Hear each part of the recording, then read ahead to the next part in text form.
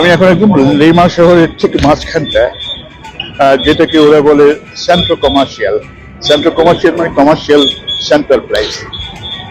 বিকেল হয়ে গেছে, এখন সবাই অফিসে ফেরার পালা, তাই বোধ এখানটায় এত ট্রাফিক দেখা যাচ্ছে।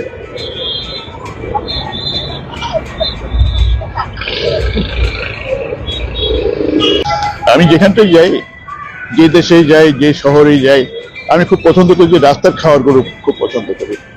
কিন্তু এই পেরুতে এসে আমি দেখলাম যে পেরুতে কিন্তু খুব একটা, আমি স্ট্রিট ফুড খুব একটা পাইনি। তারপরেও দেখি আমার, ওকে পেয়ে গেছি, আমার আমার সামনেই আমি দেখছি, দেখতে মনে হচ্ছে পুডিং এর মতো।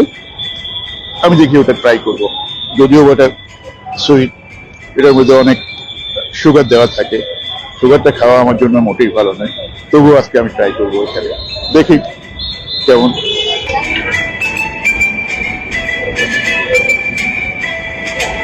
আমাকে একটা স্লাইস কেটে দিল, আমি দেখছি যে কেমন খেতে। এটার দাম নিয়েছে এখানকার পয়সায়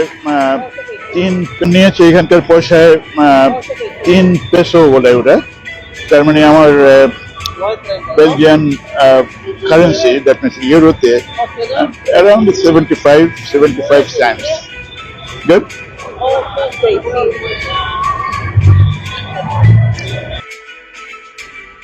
না, একদম সত্যিই বলছি, কিন্তু মোটেই খারাপ লাগেনি, ভালোই লেগেছে আমার।